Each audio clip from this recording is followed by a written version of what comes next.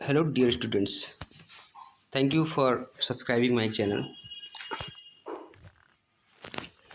Hello, everyone. First of all, I want to thank you so much for subscribing my channel and encouraging me to create more and more videos. Dear viewers and subscribers, I'm really thankful for your kind support. आज इस video में हम पढ़ेंगे my mother at 66 poem written by Kamala Das. Okay, तो यहाँ पर आप देख सकते हैं अबाउट द पोएट बताया गया है। जो क्वेश्चन जो एग्ज़ाम्स में नहीं पूछे जाते हैं बट ये आपकी नॉलेज के लिए ज़रूरी है, तो मैं आपको शॉर्ट में बता देता हूँ। कमला दास जो जिनका लाइफ टाइम 1934 से 2009 तक रहा है और उन्होंने 1960s में अपना वर्क पब्लिश करना स्टार्ट किया था और जिसमें उन्होंने अपने मतलब एक डीपेस्ट इम्प्रेशन इन लिटरेरी फील्ड उन्होंने अपना एक गहरी छाप छोड़ी थी और वो खुलकर बोलने वाली एक पोएटेस थी। ओके, उनको उनका जो सबसे फेमस वर्क माई स्टोरी, उनकी अपनी ऑटोबायोग्राफी है, आत्मकथा, उसको उन्होंने पब्लिश किया था और वो दुनिया के अनेक भाषाओं में यहाँ बताया गया है कि 14 लैंग्वेजेस में वो ट्रांसलेट की गई है। तो मतलब ये लोगों ने पसंद किया है।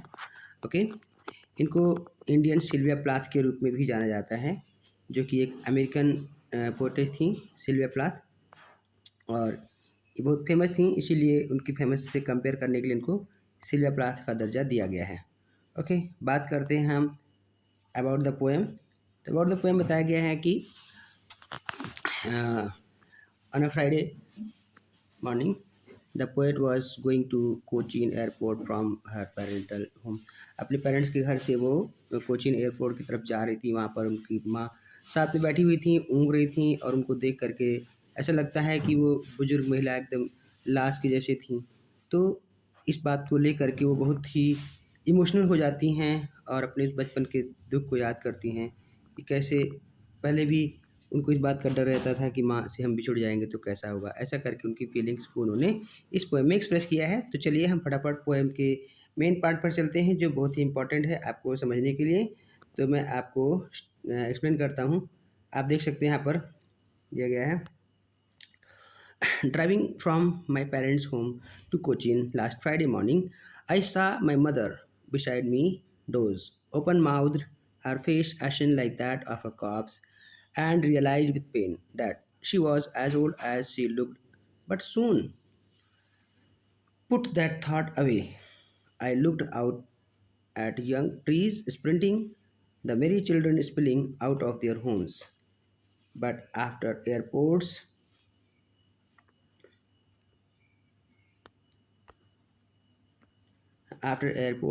security check, standing a few yards away, I looked again at her, wan, pale as a little winter's moon, and felt that old familiar ache, my childhood fear. But all I said was, "See you soon, Amma." All I did was smile and smile and smile. Okay, now try to understand the meaning in Hindi. Okay, तो इस poem में बताया गया है कि जब कवियत्री अपने मम्मी पापा के घर से कोचीन एयरपोर्ट की तरफ जा रही थी एक शुक्रवार की सुबह में, तो उनकी माँ बगल में बैठी हुई थी, ऊँघ रही थी, उनका मुँह खुला हुआ था, ऐसा लग रहा था उनका चेहरा बिल्कुल एक लाश के जैसा दिख रहा था और उन्होंने अपने उस दर्द को, उस पीड़ा को महसूस किया जो उनके अंदर अपनी माँ के वृद्ध होने और उनको खोने का जो डर था वो जाग उठा। That she was as old as she looked, वो इतनी वृद्ध थी जितनी वो दिखती थी। जैसा कि टाइटल भी दिया गया है, माई मदर एट 66। तो 66 ईयर्स की एज में कितनी वृद्ध और कमज़ोर दिखाई पड़ रही थी, ऐसा यहाँ पर बताया गया है। Okay, next.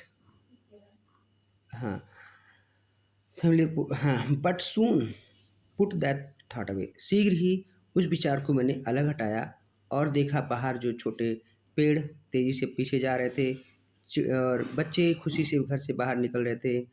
और क्या था, ये सब चीज़ों को देख करके अपना ध्यान भटकाने के लिए, उस विचार से ध्यान हटाने के लिए उन्होंने बाहर की दुनिया को देखा, जो कि पूरी तरह से खुश और जीवंत थी। लेकिन जब एयरपोर्ट पर सिक्योरिटी चेक के बाद में उन्होंने देखा कि फिर से गौर किया, जो कुछ मीटर की दूरी पर खड़ी थीं और देखती हैं फिर से उनकी अपनी अपनी माँ का चेहरा, जो पीला, कमज़ोर और बिल्कुल निस्तेज, जिसमें कोई ज़्यादा चमक ना हो। ऐसा करके वो देखती हैं जैसे कि लेट विंटर्स मून, जो सर्दियों का चाँद कितना धूमिल होता है, ऐसा चेहरा उनको दिखाई दिया। फिर से अपने उस पुराने दर्द को उन्होंने महसूस किया, जो उनके बचपन का डर था फिर से जाग उठा।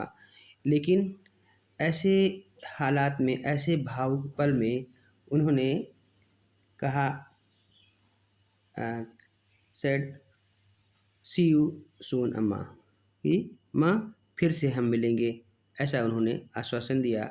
और वो ऐसे हालात में क्या कर सकती थीं, वो मुस्कुराती रहीं, मुस्कुराती रहीं और मुस्कुराती रहीं। तो ये है पोएम की मीनिंग। इसको अगर ध्यान से समझेंगे, एग्ज़ाम में स्टैंजा बेस्ड क्वेश्चंस आते हैं जिसको आप आसानी से अटेम्प्ट कर सकते हैं। वर्ड मीनिंग दिए गए हैं जिसको आप खुद से पढ़ सकते हैं।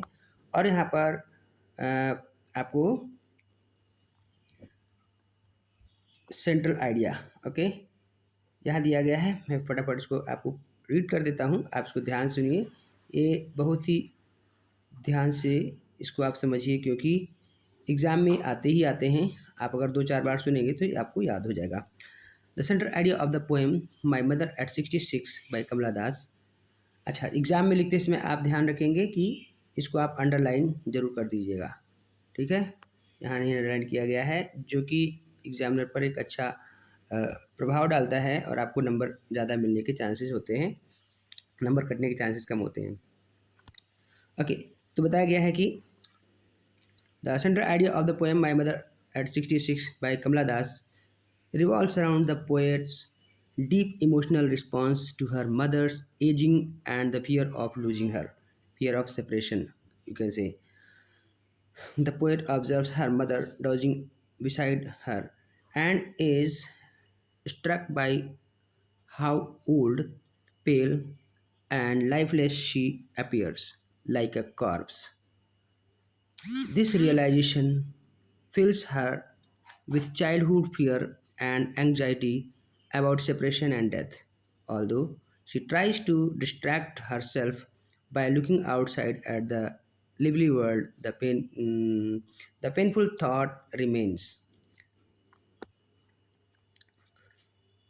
At the airport, when she looks at her mother again, she notices her pale face and feels the same fear of losing her.